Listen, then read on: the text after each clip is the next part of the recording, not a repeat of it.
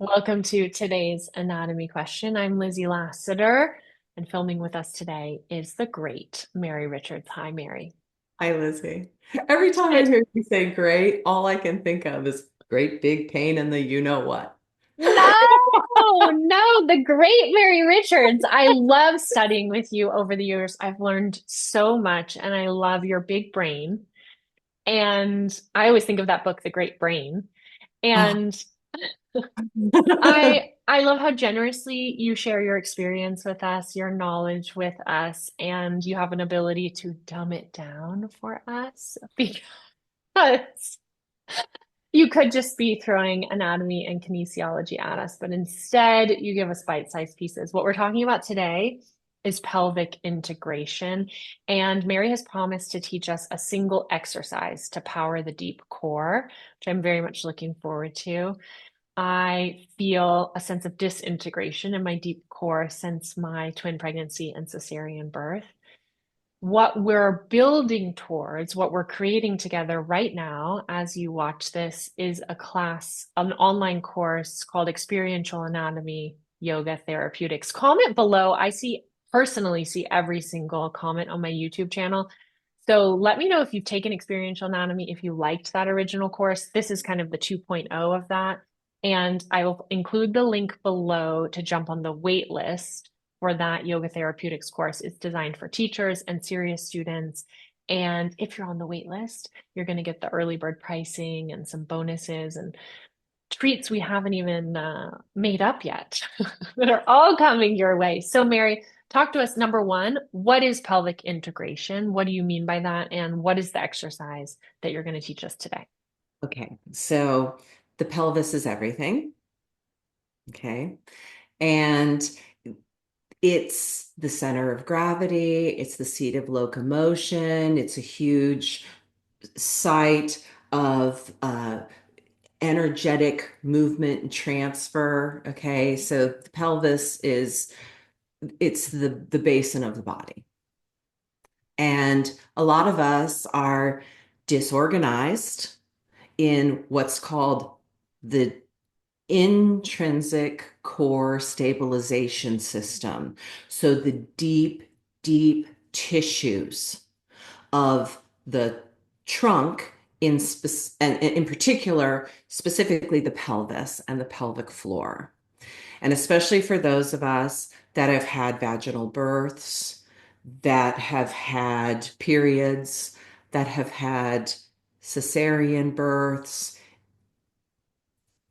hysterectomy, endometriosis, treatments, etc. Our pelvic tissues can get out of whack. That's the technical term. Yeah, they can become, first of all, we can have tissue injury, tissue disruption. And a lot of this tissue in the deep body is connective tissue that doesn't heal as well. It heals, please, it heals, but it's a stickier, less cooperative type of tissue for a reason. It's healed from injury, right? So we can have these disruptions in the abdominal wall and the like. And what pelvic integration is about, it's first of all directing our attention and our somatosensory superpowers, our ability to sense how we feel in our bodies. And we get down into our deep belly, which is where so many of our survival functions and energies lie, whether it's our creative power through, pregnancy, childbirth, etc., or our creative power through our hands, etc. A lot of this is generated, believe it or not, in the pelvis because energetically, that's where a lot of life happens. Second chakra. And first, yeah, first and second. So we are talking, about Muladhara and Svadhisthana energetically, okay? But functionally, a lot of us have disruptions in our pelvis because we sit a lot. we may have leg length inequalities. Whatever it is, it all ends up in the pelvis, my friends. Everything happens in the pelvis. And a lot of us aren't that well attuned to how the musculature of the pelvis actually works. And that's because some of the musculature is super deep in the body, so it's not as available to us in terms of our perception, right? And then also, some of it's involuntary. So it's not like we can directly control it. For instance, the sacrum, which is the rudder of the body, well, there's no sacrum movus muscle. So you Mhm. can't say, oh, I'm going to contract the sacrum movus so that I can anteriorly tilt my sacrum. That's not how it works, you know? And so Right. there's a lot of the pelvis that is not voluntarily available to our imposition of control. Are you with me? Hmm. So, pelvic integration is really about tuning into how you feel in the root of your body and not by overpowering it with mula bandha, but rather what happens when I walk? What muscles around my seat of locomotion are allowing me to walk, creating the movements of walking? How do I feel when I feel safe in my body? Where do I feel the relaxation, or where am I still holding? Where am I still guarding? And for a lot of us, especially those of us that are women, we guard our pelvic floors. And Yes. that habitual, maybe even chronic tightness or hypertonicity, it rides with us all the time. And it affects our ability to breathe. It affects our ability to speak. It affects our ability to pee. To relax and enjoy our lives. Yeah, to enjoy sex. Yeah. It affects every aspect of our lives. And so, if there's one thing that we can do for ourselves on the daily, it's to take, let's say, 3 minutes and direct our attention and our energy to coming home, finding home in our pelvis, remembering home in our pelvis, because that's where we come from. Okay, I love this. And we're about to move to the mat. I want to remind people that we made a whole class called Pelvic Integration Theories that Mary taught. It's a YouTube video. I'll include the link below, and there's a PDF I think that people can download. It's so beloved. Whenever I mention this in workshops, everyone's like, send us the link, send us the link. And it's a kind of series that you can practice over and over. And if you like that type of thing, if you want to learn strength training with Mary Richards, then we also have two offerings on Lassiter.yoga. One of them is called Somatic Strength, which is a self-paced course that starts from the yoga mat and works through the 5 phases of walking for functional movement. And the other class is a monthly live class. It's so much fun. We gather with a group of yogis and we do a different strength training sequence each month. Do you know what's coming up in 2 days, Mary? Can you give us a sneak peek what we're going to learn? Yes. So on May 1st, we're doing well-mannered dogs. And Okay. we're going to spend an hour and 15 minutes working in the direction of downward facing dog and upward facing dog. And so that's going to involve some pelvic integration work as well as some shoulder stabilization work. And that's all I'm going to say. It's so good. Okay, let me split my screen so we can see you and me at the same time and move to the mat. What are we working with today, Mary? The one movement you've promised for pelvic integration. This is a super movement. Okay, it's a compound movement, so it involves a lot of different, it's got different components. But the great thing is, a lot of compound movements that we do, we typically do against gravity. that's its own discussion. But we're going to take gravity neutral and come down onto the mat. You really don't need any props for this unless you want to have a block to make it easier. And if you're going to use a yoga block, you would place the yoga block under your backside, the backside of your pelvis. It's just going to give you a little bit of lift.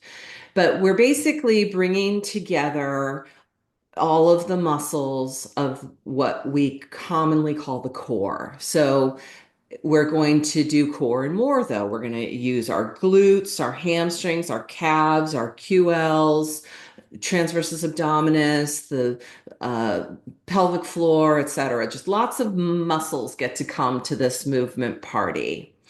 And the great thing is you can adapt the intensity for you.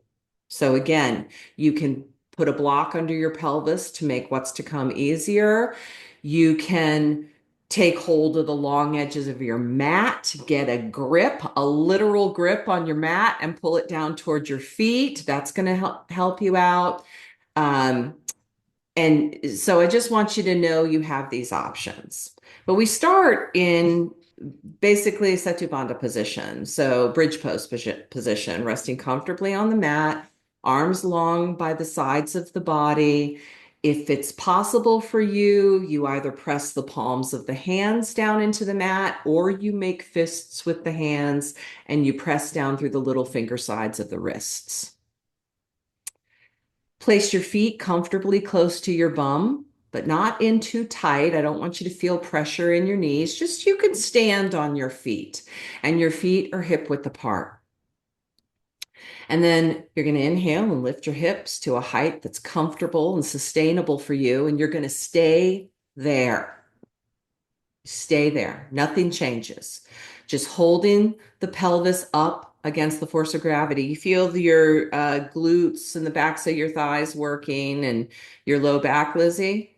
Yes. Yeah, this is normal. And now we throw gas on the fire. So now exhale and bring one knee up towards your chest. Inhale, lower the foot with control to the mat. Keep your bum up. And then exhale, bring the other knee up toward the chest. And then inhale and lower the foot to the mat. And you keep your hips up for as long as you can and you march. So, do you want me to come all the way, like as far as I can, or just to 90? As I'd like you to come as far as you can, because see, then you get the asymmetric pelvic rocking, which is so good. Mm-hmm. But please don't twist. We don't want to rotate the pelvis from side to side. You want to hold your pelvis as stable as you can, but know that it's going to move and it should. It's drooping. I have a really hard time keeping it up when I lift. Yeah, that's why we do this exercise. That's why we do this. Now, do you feel, and I want you to go to fatigue. Okay. So you're not going to do a gazillion of these. It's very hard. Yeah. And you're Yeah. trying to keep your hips up the whole time and you're trying not to rock from side to side. And then you're moving your legs with control. It's Yeah. very challenging. But if I you want to, do this one thing, do you notice how the change in how you feel, Lizzie? yeah, everything feels kind of as if electricity has gone to all the whole corset around the pelvis. Everything feels warmed up. Yeah, yeah. Now, if you take a moment and direct your attention to your pelvic floor, you can rest your thighs against one another like a pyramid. Separate your feet comfortably, rest your thighs like a pyramid. And I want you to take your attention to your pelvic floor. And as you inhale, I want you to feel your pelvic floor gently stretch. And as you exhale, feel your pelvic floor relax. And I really want you to focus on the relaxation.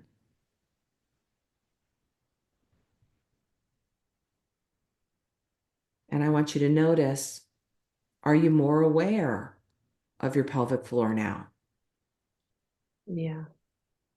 Because often we'll tell ourselves to feel something and it only makes it to the brain. It doesn't make it out of the brain. But that exercise, it fires everything up.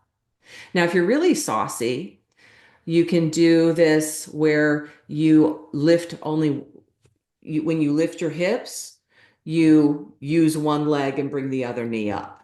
So you don't lift with both feet. Ah, so you go like You bring one this. knee, yes, just like that, the one-legged bridge.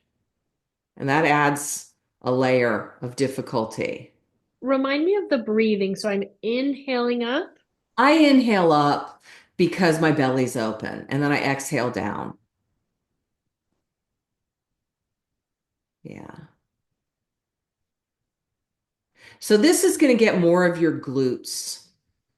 I would do this after, but really it's that first movement where we're in the sustained bridge pose and we're just marching. See, because we're mimicking the actions of walking, and the pelvic floor is intimately engaged with walking, and that's what we're really tuning into here. Okay, I'm gonna do two more on each side. It's intense. It's surprisingly intense. Yeah.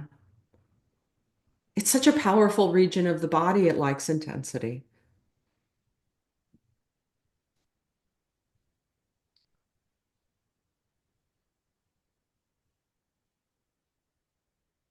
Mm. And then if you want to sort of wipe the slate clean afterwards, please do not hug your knees into your chest. Instead, just do a loose, open, easy twist there on the mat. Maybe you're just windshield wiping your legs from side to side, but it's the twist that wipes the slate. And then you can hug the knees into the chest. But please don't do that marching bridge pose and then, hug your knees into your chest. It's like dousing your nervous system with cold water. Okay, because it's too much of a counter pose. It's too opposite. Exactly. Hmm. Exactly. And now it feels great, doesn't it? Yeah. I mean, I'm always surprised when I work with you. As an exercise like this, we're literally talking about 3 minutes, but it is such a refresh. If I were working at my desk, I mean, I work from home. I work from home yoga studio, so my mat is always available, and I'm basically always in yoga tights.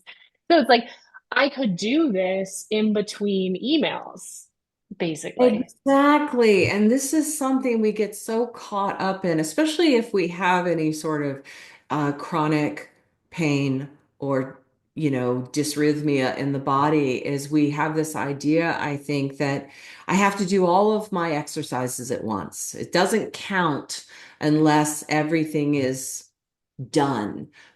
But a little yoga goes a long way. A little strength training goes a long way. Take these movement breaks throughout your day. It counts. The research is there to back it up. You do not have to do an hour of exercise to benefit these little moments, especially these little moments that train the posterior kinetic chain and especially the gluteus maximus, the most important muscle in the body. These little movements add up, and you will Mhm. now reap the benefits of that 1 to 3 minutes for 90 minutes.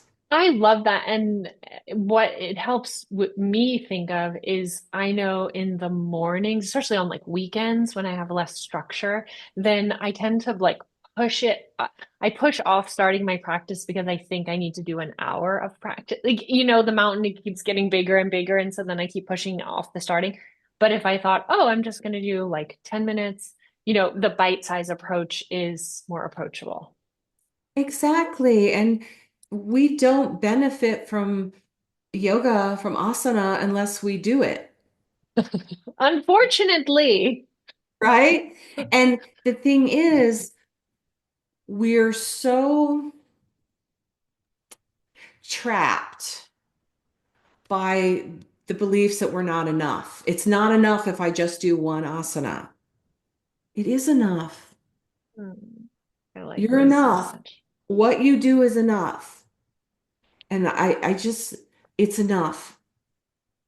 One breath, one movement, pay attention. It counts. Mm. I posted recently on Instagram that I think almost every day I didn't do enough yoga today, even though I do more yoga. than like almost everybody I know in real life, in my life. You know, everyone who's not a yoga teacher, all my yoga friends. It's like I do more yoga than everybody that I am around. I constantly think I didn't do enough yoga. Mary Richards, you're a gift. We are so lucky to learn from you. Thank you for your generosity. Tell us where we can find you on the internet. Thank you so much. You can find me at yogaWithMaryRichards.com, YouTube, Insta, all that jazz.